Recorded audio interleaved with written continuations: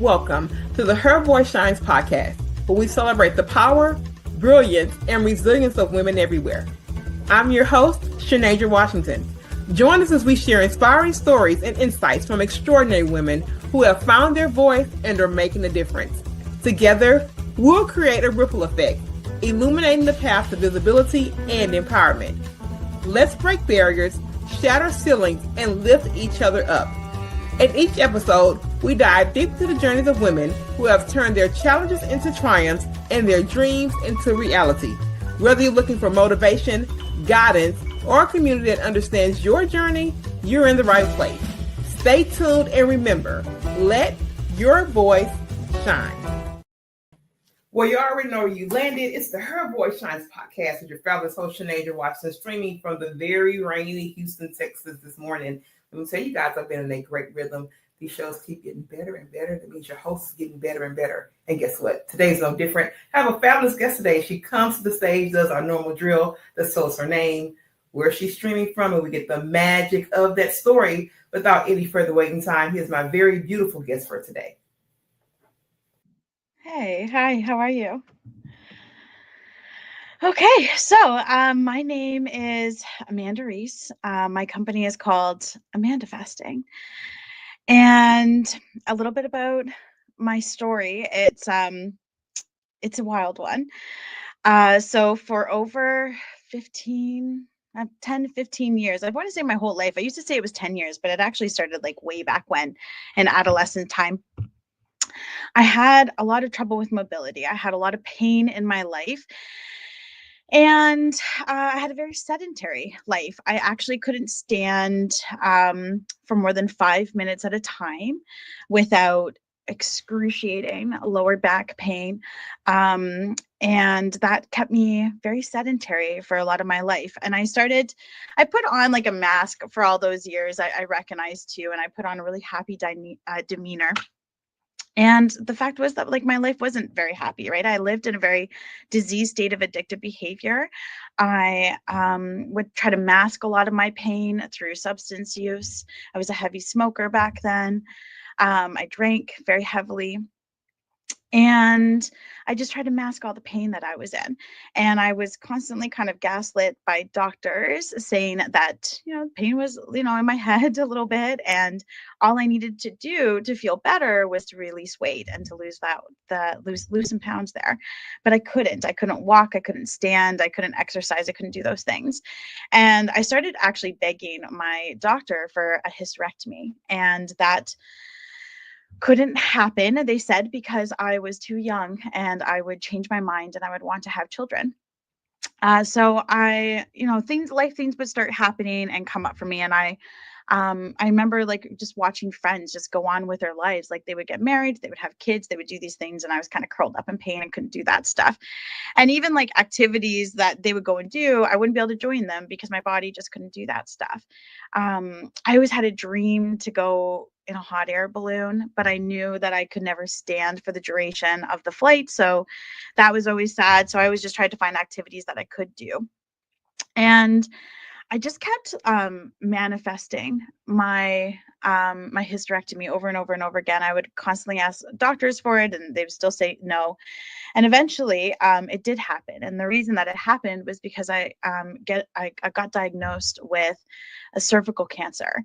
And even at that time, the doctors were still giving me resistance, saying that I wouldn't have a hysterectomy. And I remember looking very clearly at that doctor's eyes, and I was like, I am getting this hysterectomy. And I was pretty much urging that cancer to spread because that was the only way that I would get this hysterectomy.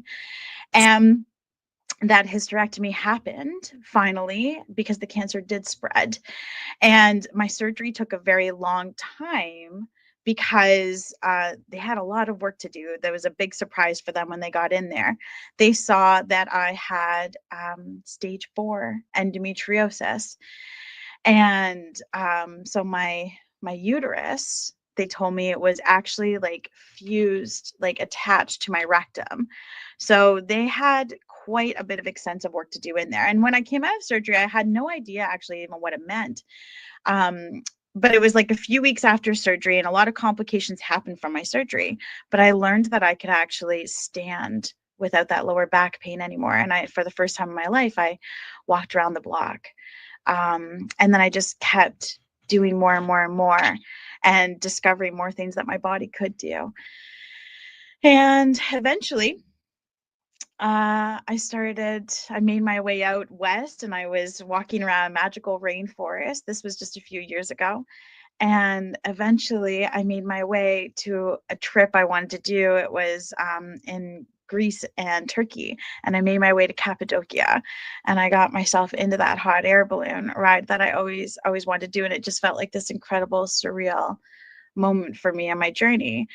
And since then, like, things just kept propelling me forward, and I just kept manifesting different things. And for my life, I manifested a remote work lifestyle, so that way I could just have the independence and freedom to just do all the things that I wanted to do.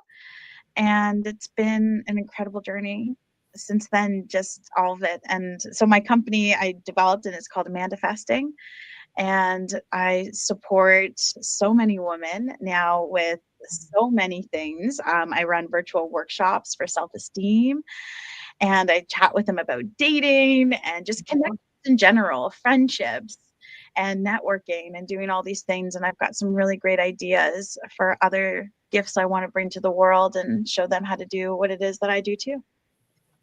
So Amanda Reece. cool. It is a story. That is definitely a story. The first thing I tell people, I always honor them for showing up to share it here, because I don't take that lightly. So I have to thank you, and also to honor you with the roses for persevering through that. One of the things that I definitely heard, or also to read, you said that cervical cancer was the best thing that ever happened to me. Yeah. That is not a statement that you would expect to hear. So I'm going to say it again. She said that cervical cancer was the best thing that ever happened to her, because that's a power-packed statement. Yeah. Well, tell me something, because there's all these years of pain, there's all these years of discomfort, but then here's the diagnosis. Tell me what that diagnosis basically extended, or maybe, woke up in you that years of pain could not. Because because something about the diagnosis is definitely unlocking something. So you have to tell me that statement comes from that moment. It does. Chatting with my family doctor, she's like, nobody talks about cancer in the way that you talk about it. And cancer, and I know saying cancer is the best thing that ever happened to me is a really bonkers thing to say. And it was that diagnosis, when I moved through it, it was paralyzing. I still remember how I was told that I had cancer. It was pretty traumatic. The doctor, the gynecologist, I had an IUD put into me to help me with the heavy periods and all the things that were happening. And they wouldn't give me the hysterectomy, but that was a solution that they could do for me. And I remember that the gynecologist was kind of making me feel bad, because I was reacting, and I was very upset, and I was crying in that room having the IUD insertion happening. And well, he didn't realize it, and I didn't realize it, but he was actually pushing through stage 4 endometriosis.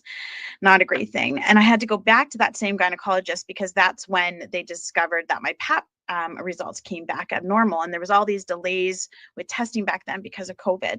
And so I went back to this gynecologist, and again, I found myself on the table, and he was doing, I had to do a biopsy of my cervix just to see what was kind of going on there. And that's, my legs are up on this table, and this doctor is telling me that it looks like cancer, staring me right into that vagina, just telling me that it looks like I've got cancer in there. And I just froze, because when you get that kind of news, all sorts of things just started happening, and my body went into freeze state. My mind was going a million miles a minute, but it was also not at the same time too. I also still couldn't even think, what just happened was I just told that I had cancer. And then I thought, did I manifest this? Did I want this? Because I wanted that hysterectomy so badly, and my life just wasn't happy. So I'm like, is this how I'm going to go out? Is this how I exit this world? And then something just kept boiling up in me, being like, you want this hysterectomy, you want this hysterectomy. And that's when the gynecologist was telling me that I wouldn't get a hysterectomy. And I was like, I looked at him very clearly. I said, no, I am going to get it. And it happened. And I remember the day he called me and he's like, well, you got your wish. The cancer has spread and you're going to get a radical hysterectomy to treat the cancer. And we'll get you in touch with the oncology team. And all of this journey like happening, I kept a lot of my cancer journey to myself. I didn't share it with a lot of people because when people, and it's happened to me, I've lost people to cancer. It's a very scary thing that can happen. And I was trying to spin my cancer in a different way, in a different light, saying that like, this is something that I knew that I needed, that I knew my body needed. I was going to get the hysterectomy that I wanted. I remember the day of my surgery, my cousin picked me up and she had a goodbye uterus card like for me. And it was just like all these puns about like your uterus and just kind of evicting it. And that's what we made that journey about. And that's what it turned out it was about. And without the cancer, they would have never, ever discovered that I had stage 4 endometriosis and I wasn't living before, right? So like now being able to come back and look at everything full circle and be like, wow, like cancer was the best thing that ever happened to me.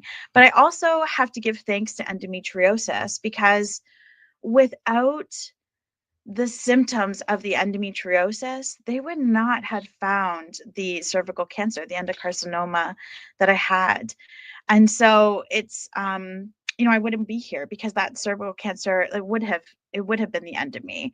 So I have to give thanks to both of those. And now I live this incredible, beautiful life because of both of those things happening. So I have to give this gratitude, and that helps me stay in this vibration and doing this because I'm like, wow, it's like really just trusting the process of how life can go. And intuitively all those years, like I knew as a woman what it was that was causing these issues in me. And it was just a matter of finding the way to get there. And it manifested through cervical cancer to do that. And endometriosis also saved my life in a lot of ways too. So it's just such an interest. Like I'm constantly reflecting about this all the time. Every time I go on a walk, like I could just go on a walk now and I'll be in tears just thinking about it. I'm like, I can go for a walk now and do these things, something I could never do before. And I just start thinking about it all and I just get emotional and get full of gratitude. And then I release, whether it be pain, whether it be experiencing joy, any of those things that I have to do. So walking around the block for me is just, it's incredibly powerful. So, yeah. But Amanda, that's why this platform exists, because it's that pain to purpose. It's that pain to purpose. If it didn't hurt that bad, you would have never gotten to this space. You would have never arrived. And it was not a personal attack. It was more intended for the evolution of Amanda Reece. That's right. And that was the part that I wanted you to walk through, because there were so many different parts. Like first the diagnosis is this, and then it hinges on here's the endometriosis. Then I have to have all these reflection points. But it starts at a very ugly place where I'm literally getting a pap smear. Someone's down there in my area, and they look up and say, "I think you have cancer." Like to go from that in a room to Amanda Reece sitting here. I know. It's like the last 3 years have just been such a blur. Like I'm like, have I really just done all those things? Have I really traveled to all these places in the world? Have I really experienced this? Have I kept doing this? And even tomorrow, like I'm gonna go and do something so incredible. I'm doing the Run to End Endo, which is with the Endometriosis Network of Canada. And I caught myself the other day, somebody was asking, well, how long is the run? Like, how long is this? And I'm like, oh, it's only 5K. And I'm like, whoa, only 5K. And I'm like, did my mind, did that just come out of my mouth? Like, I have to do this work all the time with my mind because I'm like this totally different person now. And in some ways, I'm like, did that Amanda before, that past version, I think like maybe she did pass away with that cancer. Maybe she did go because she's still somewhere in, like, I'm here to tell you she left. Like she's gone. Like that chapter of me ended, and so many of my relationships have changed. Like I've moved out of that whole space that I was in before, in those, in mesh dynamics and disease states of addictive behavior, the people that I used to spend time with, everything in my life has completely shifted. And I'm like, I still see her in me. I still talk to that, little girl in me, that, that girl from me from 5 years ago that just was on the couch all the time watching movies because that's all she could do.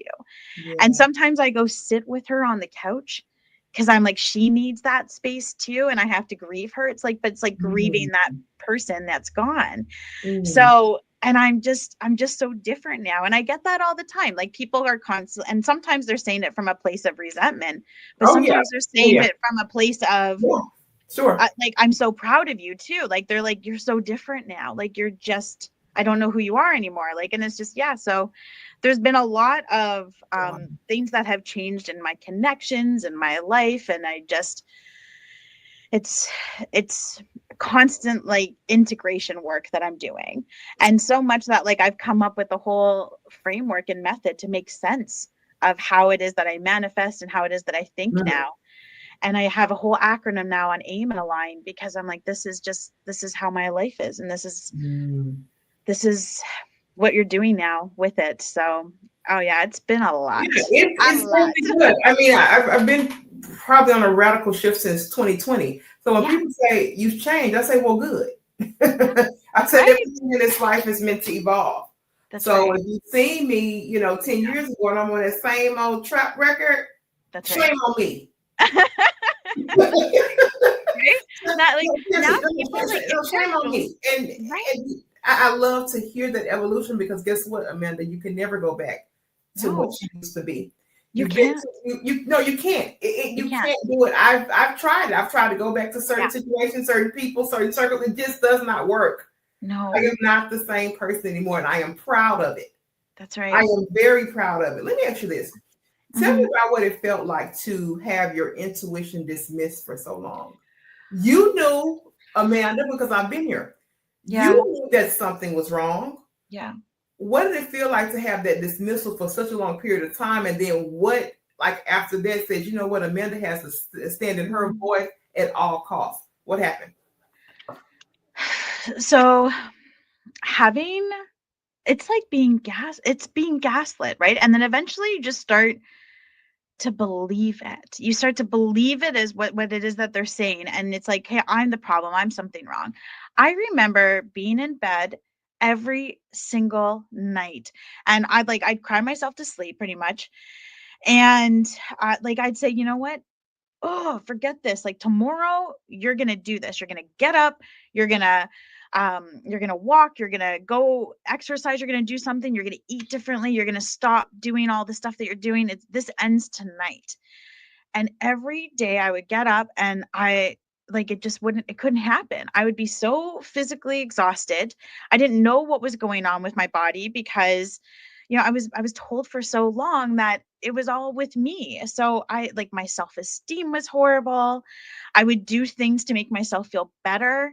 And that would involve like substance use. Like, I would be out there smoking, I'd be out there drinking, I'd be doing things that just brought myself up and feeling better. And like living in that lower vibration, gosh, it just made me sink even lower, because like I started believing the thoughts. I started using like self-deprecating humor. Like, I remember, and it's funny in some parts, but like, this is what I had to do to survive. I remember, if people like were like a Fitbit, I'd be like, oh my gosh, if I wore something like that, it would be to see how little steps I could do in a day. Like, I don't move, I don't walk, I don't do that stuff. So it was like, I had to like start having that become part of my identity, because that's what I was being told from everybody around me. And my body could not do what it was that they said I needed to do. It literally could not. And so I knew what was going on I'm like, with the periods, like being so horrible. I was like, this is the problem. Like, if these would just go away, I think I could do it. Like, I think I could just get through life. And so I actually was on birth control for so many years. And that I mean, like I could kind of get around to do my day-to-days. I could get to work. I could do that stuff. But I'd be exhausted by the time I got home. And for all weekend long, I would just spend on the couch, like laying down every single night. That's what my preference would be, just be on the couch watching my movies. I had my whole lineup of shows that I would do. And that was my life for so long. Like I couldn't get out of that identity space. I would just keep going on this hamster wheel of like being told nothing is wrong, just go and lose weight, but I can't do these things because my body could not do it. And it was this underlying disease all along that I knew was the problem, but I didn't know was the problem. Like I didn't know how to put it out there. And so I just started believing it myself, which is how people can get into these ruts, right? Like how people, you wonder how people just accept things. This is how, being told that it's you, but something else is actually going on. And like it's not a great feeling. Like when I look back at those years and how I used to talk to myself, that parrot in my brain that would say that I was no good, that I just couldn't do it. It was horrible. So the thing is that wasn't life. That was just existence. no, it was You were just here. And the second thing I tell people all the time, you don't have to worry about what anybody says about you on the street. You talk to yourself bad enough. way. Exactly. Yes, exactly. Yeah. Like you should be, that's the one you should be fighting and conquering, because it's not about what all these people have to say, because you are fighting an internal monster that's so negative, that's so, not full of grace, that it's just so ugly. Yeah. That's the real monster to fight. Right. It doesn't even matter, because once that thing is conquered, it doesn't matter about the external people, because you've conquered that self-hate monster. That's the thing. The second thing, let me ask you about this, because the couch phase, Amanda, that was your comfort zone. That couch, it was a big comfy couch, wasn't it? It was just a big comfy, this is my comfort zone. I'm in this couch phase. Tell me about what you would say to someone who's in their couch phase, the place of isolation, the place of pain, the place of disconnection. What would you say to somebody who's in that couch phase? So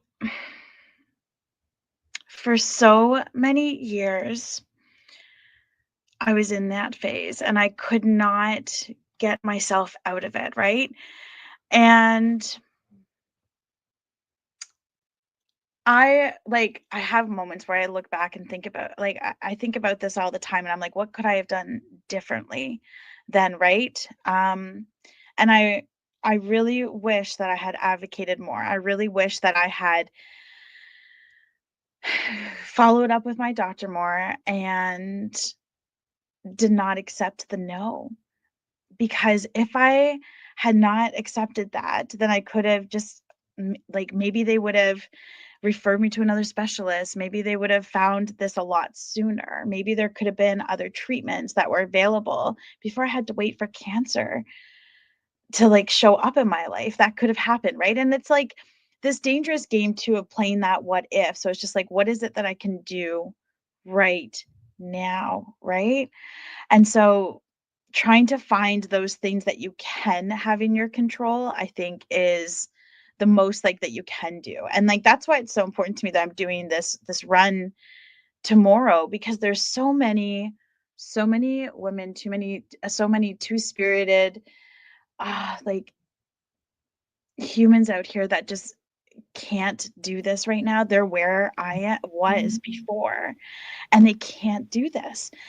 And it's never forgetting that, where you've been, but there are options out there to do. And it's there just needs to be more awareness, more advocacy, and just more support, for one another. I'm constantly in those support groups on Facebook, just empathizing with the pain that people are in, hearing that, commenting where I can, offering things that worked for me. Now that I know that what I have, and what I had for all those years, now I can say, this is how I would survive my couch days. I would have my massager. I would have all these things around me to just get comfortable and cozy. And Yeah. So it's just like being in those groups, I think, is just so important, whether it be the endometriosis groups that I'm in or the cervical cancer groups, because I know what it's like to go through those like panic, fear moments too with cancer, and to live with that in your body.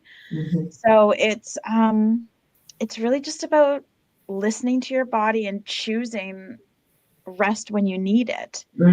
And Yeah. that's like the most you kind of can do with when you're in those kind of states with your body, until, you know, help can show up and, you know, a doctor finally does start to take you seriously and does want to get into it and help you get to the root of what's happening.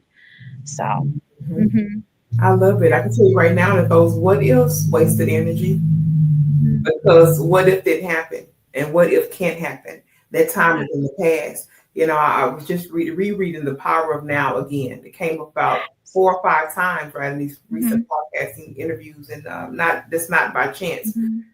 So I went back to revisit it, and I'm thinking about the power of now, because that is wasted energy. I like what you said, because it is important, I think, sometimes to look back, because at that point you can see the active steps of where you have arrived to. I'm not saying go back and look and stay in the rut. I'm not saying get back in the rut. That's not what I'm saying. But there are, I mean, and it is even like, you know, psychological. I mean, these are proven facts that going back and cycling through every once in a while helps to let you know that this journey, number one, is intentional, and number two, you've done some work to get from somewhere, because people will forget and they think everybody else has all these great achievements. They made all this movement, all this momentum, when they haven't went back and looked through their own journey and all of the hurdles that they have overcome. That's right. So their reflection point is very good. Let me actually, when I looked at your information, you told me that freedom, impact, and joy are your pillars. What are some dope pillars, Amanda? Them some dope pillars. Hey, I know. I like freedom. I love impact, and I love joy. I speak on joy a lot, right? Tell me about what you're doing intentionally day to day, because people, you'll get to the point you think that's it, you got to keep working. Tell me what you're doing day to day to ensure that those 3 pillars, that's right, stay grounded in direct definition. Go ahead. That's a really great question. I mean, that's like my definition of success, right? That's what I want every single day. I look for those things in my connections. I look for that in my life. And if something is out of balance, I try to see where I can correct it. And it was like when I'll give this kind of bit of the story too, because it ties into it. But like over the last 3 years, it was like I had to like learn an entire new body, an entire new movement of things, how my body worked. I remember my sister at one point was like, at this age, a lot of people are figuring out what their body can no longer do, and you're learning what your body can do. And it's been a lot. It's like, this is not just stop. Like, it wasn't like, oh my gosh, I can walk and that's that. When I learned how to walk, it was like I was like a toddler. I didn't know how to do it. So I ended up getting plantar fasciitis. Because I was just so excited to get out there to walk. And that set me back, because then all of a sudden I'm in physiotherapy trying to like work through this. I remember hiking up Mount Lycabettus Hill in Greece, and I messed up my knee coming down. And so then I'm in physiotherapy for that knee injury and trying to go through and do this stuff. And then I had a slip and fall at a spa last year in April. And there I am again, like in physiotherapy, working through these things, like getting my body stronger. I ended up finding a love of going to the gym and working on my body and my strength that way. Like since over the last 3 years, like I've actually released 70 pounds, which is incredible because I could never, ever release weight before. And all of these things intentionally, every day I have to get up, and I still have to have sometimes chat with that old mindset, because it takes a while for your mind to catch up to where your brain is. So every morning I have to have a chat with myself. Hey, we are no longer the person that stays in bed. We are the person that gets up. We're the person that puts on our shoes. We're the person that goes for a walk, goes and does like a 5-6K walk, whether it be on the treadmill at the gym or whether it be outside because it's beautiful and you can go and discover all these areas in your life and do this. We're the person now that stops and notices what we're grateful for. We're the person that's realizes the joy that is happening in our lives and how to stay in that vibration and how to put that out to other people. And so it's like these points of like, what is it that I'm aiming and aligning every day with? And my aim and align acronym like goes through, like it never stops. It's like its own hamster wheel, like in the best way possible. And it starts with like, you know, aspiration. And then it moves into like what intentions I'm setting for the day. And then what it is that I'm manifesting and bringing in, what it is that I'm allowing, what it is that I'm noticing, what it is that I'm dedicating myself to. And then the align part of that too, right? It's like, what awareness am I learning about myself? What mask am I putting out on the world? What mask do I need to untake? And then liaise is a big part of it. Like the connections that I have, like how do those bring, and I meant like, you know, how do those bring freedom and joy to my life? How are they impacting me? What possibilities am I bringing to them? And, you know, how are we challenging each other? How are we growing? How are we having fun and being in that vibration too? Integrating all of it. Like that's a big part too of Align, is the integration part. And then gratitude. That's how we stay into that joy, whether we're releasing tears or whether we're gratitude for joy or all of those things. And then the N is all about nurturing and just nurturing ourselves and just taking care. So like, what ways can I bring nurture into my life? Whether that's boundaries, whether that's just, maybe sometimes I do still need to like go and have that bowl of popcorn on the couch and just hang out and do those things and then go for my evening walk. Like all of this stuff just keeps going, and there's more ways to challenge ourselves all the time with kind of bringing this aim and align into our lives. So that's what I do. Well, I don't want you to have any more falls. That's the first part of it. No, I don't want to. I know. And I even look at those, like those falls, like each of those falls happened in my life. And they were like beautiful setbacks, because I would have just kept going traveling and doing these things. But instead, I had time because I had to rest. And that was hard for me. It was very triggering because I had to rest. In a body that was meant to now be walking, I was being told to be back on the couch. And that was like a whole thing that I had to kind of work through in my mind and my body. But then I got to lean into all this creative energy with manifesting and the businesses and the other ideas that I want to gift to the world. And those things wouldn't have happened if I hadn't slowed down from those injuries that, made me do those things. So I'm like, I just need to like, I'm a big Abraham Hicks fan, and I'm like, yes, I will trust that process. And this is exactly where I'm supposed to be. I'm right here. So yeah, just a lot of stuff. But yeah, I mean, falling does suck. It does suck. I don't want to do that again. But we don't want any more of that. And I'm just no, it does suck. But like if it happens, like it happens, and it's like, okay, I just need to reevaluate and find a way to get stronger again. And every time that happens, my body is getting stronger. So I find something else that I couldn't do before. And that, the physiotherapy team, they're like, we don't ever want to see you again. Like, we're good. Like, we've seen you over. I'm with them. Yeah. Like, they don't want to see me ever again. Yeah, ever. No. And even like the gift, like I gave to them, because like, how do you thank people? Right? Like, how do you thank people that have helped you in your journey? Yeah. And I gifted them each like a Hamilton conservation pass, because they gifted me like this life of being able to walk and discovery and mobility. So I was just like, I want you and your families and friends to enjoy I like that. Right? And I'm like, how do you gift that? Because I'm like, they gave me so much. They made me learn how to get in tune with my body and how to get my mind in sync with all of these things. Like physiotherapists, if you ever get a chance to work with them, they are incredible people that just like really, really do meaningful work. Yeah, my grandfather had a stroke in early 2024, so that he had some form of physiotherapy as well. He had a bunch of integrated therapy types from occupations to traditional physical. So we've had a lot of working and walking in the physical therapy realm for the past year and a half. So yeah, I totally get it. And the things that they do is absolutely amazing. It's also interesting to see how our brains are wired for healing if the right places and points are activated. So I've learned so much in the journey. But what I really love about you, Amanda, is your ability to be able to see certain situations as not setbacks, but actually situations usually propel you in different ways, because it may go a different way than what you initially expected. Yeah. As Totally. this pain and this rut is happening, you realize that it's really not to hurt you, but it's really designed to redirect you sometimes to get to the thing that you know, to get to. So thank you for sharing that. Now we have to have a clean segment for a manifesting, right?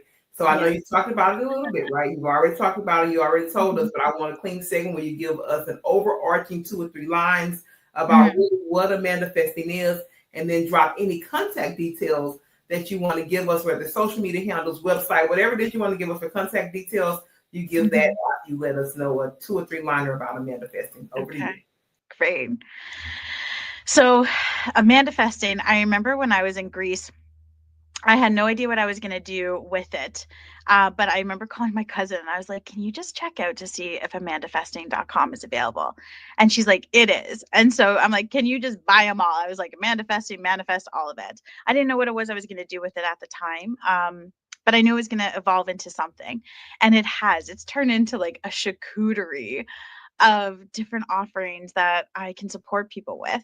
So with Amanda Festing, a couple of the services that I do is that I do offer free workshops. They're all online. Right now, they're being sponsored through the Women's Center of Halton. And so anyone in the world can come in and attend these workshops. They are for women. And I've had people attend these workshops from like Scotland, New York City. Like, it's been so much fun.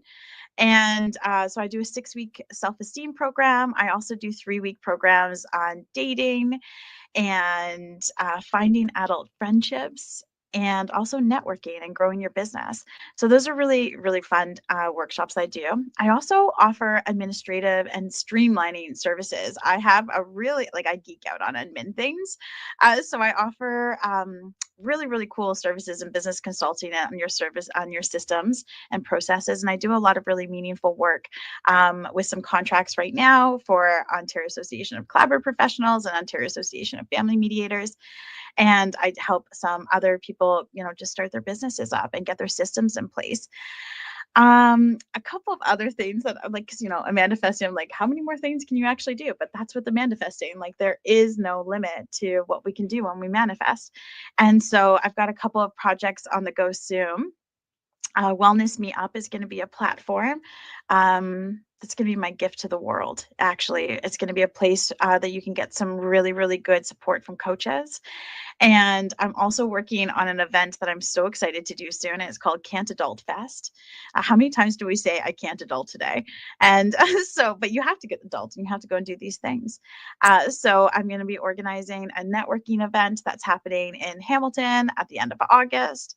And it's just going to be redefining networking completely, and just so much joy and inner kid fun, all of the things. So Amanda Festing has really just taken off over this past year. I designed my website last year, and I've just been offering so many wonderful things. So you can check me out at www.amandafesting.com. You can find all my links to my socials there and connect with me on any platform. Having a lot of fun on TikTok right now. Actually, I'm meeting somebody after this that we've connected on TikTok. And that's one of the beauties of social media, right? We can connect with like-minded people out there. So send me a message. I'd love to hear your story. I'd love to just connect and see if there's a way that, we can cheer each other up in life and all the things. So it's going to be really, really, really great and meaningful. Come on, Amanda Festing. I love it. But I can't adult though. I'm not signed up for it. Look, I just want to go backwards sometime. I don't want it all. I don't want right? It's a lot. But this is a part in our show where we play our rapid fire round. I have pre-prepared 10 questions for you. You don't get a whole lot of words. Maybe one word or maybe a sentence or two. That's all you get. Okay, this is fun. We are designed to keep you fresh and committed to your mission. So one word to describe how healing feels today. Joyful. One of our words. The last time you felt true joy in your body. Yesterday. That's good. It's fresh.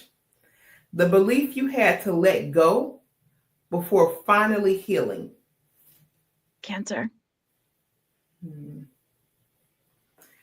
Your go-to ritual when things get heavy. Walk. You love walking. You mentioned that. One mantra or saying you give your younger self sitting on that couch. And we talked about it, but I want you to do this again. Give me one mantra or saying that you would tell that girl sitting on the couch. Am I allowed to swear on this? Baby, this our world. All right, good. Because I'm like, my mantra for life is like, so all my aim and align, they all have a symbol. And I think of nurture, which is an alpaca. So I always say, live life like an alpaca and just do whatever the fuck you want to do. Do it. Yep. You're on the Her Voice podcast, baby. You gotta do it.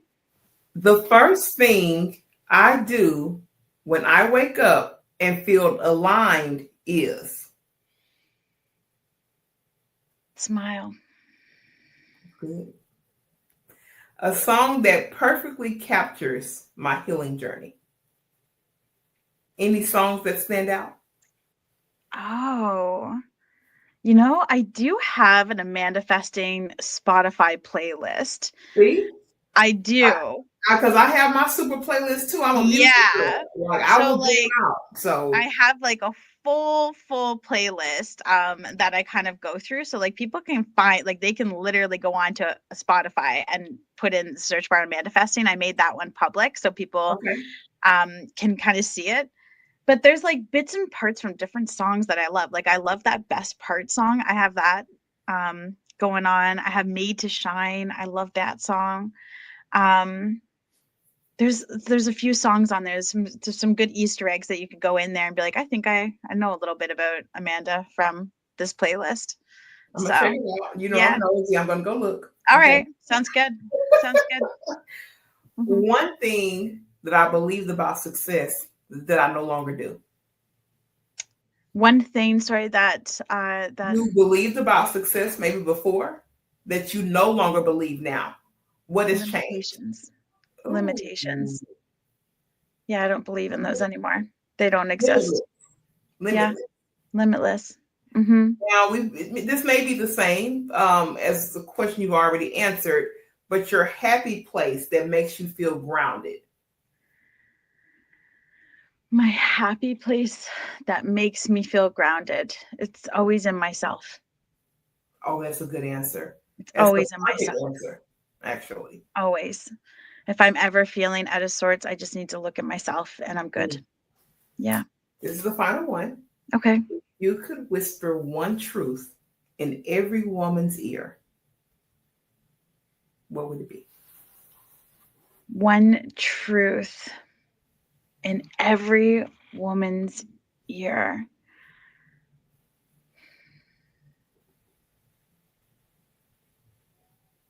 I keep like just hearing in my mind, just being like something like going back to myself, like it's you, like it's you.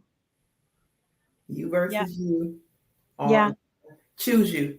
And that your voice matters. Yeah. Yes, right? We have to always remember that. Like it's you. It's like getting into that intuition, right? Mm-hmm. Like believing that self. Like it's you. Yeah. That's what just keeps coming to my mind. Mm-hmm. Beautiful rapid fire round, Amanda. We love all of your answers here. We love them all.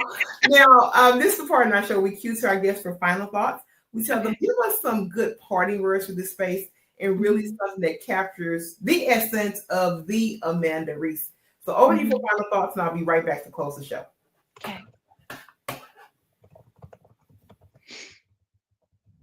Okay, so the essence of me, right? Gosh, like trying to think and do this stuff too. So I think I always just like to ask things in terms of questions and thinking about what it is. Like I always go back to aim and align. That's like a big part of who I am and how I manifest. And I'm really excited to show people how I do that with a course soon. But I always like to just leave people with questions about yourself. And because we don't always have to just accept, we don't have to believe, right? So what if you asked yourself, like, what if joy is the plan, right? What if all of the dreams, what if all the things that you're thinking of, all of the thoughts that you have in your mind, all those aspirations that you have are actually like instructions instead of just fantasies that are living in your mind, right? You don't need permission for things. You don't need permission for anything, actually. I just did a conference not that long ago called Color Outside the Lines. It's something that I organized. So I always just think that we can give ourselves to just have permission to doodle outside those lines. And you can throw glitter all over your grief. You can throw glitter all over it, and you can call your healing whatever it is that you want to call it. But yeah, those would be my thoughts. Just sparkle it up. Mm-hmm. I love it. And I am going to lead into our closing with this. What if joy is the plan? What a beautiful question. What if joy is the plan? Because I can tell you right now, for Sinead Watson, joy is the plan. I've already claimed that is the plan, right? Yeah. There's nothing that this world can take or to do, to take away this joy. They didn't give it, they can't take it away. And joy is my fortitude. So thank you so much for sharing that, Amanda. Absolutely beautiful. But let me tell you guys, it's been an amazing time here on the Horror Podcast. You know, we do it how we do it. And we love you and love you for being here. I tell you, miraculous things happen when you let your voice shine. And really in no time, we'll be back with another amazing guest on the Her Voice Shines podcast. Until then, we're out.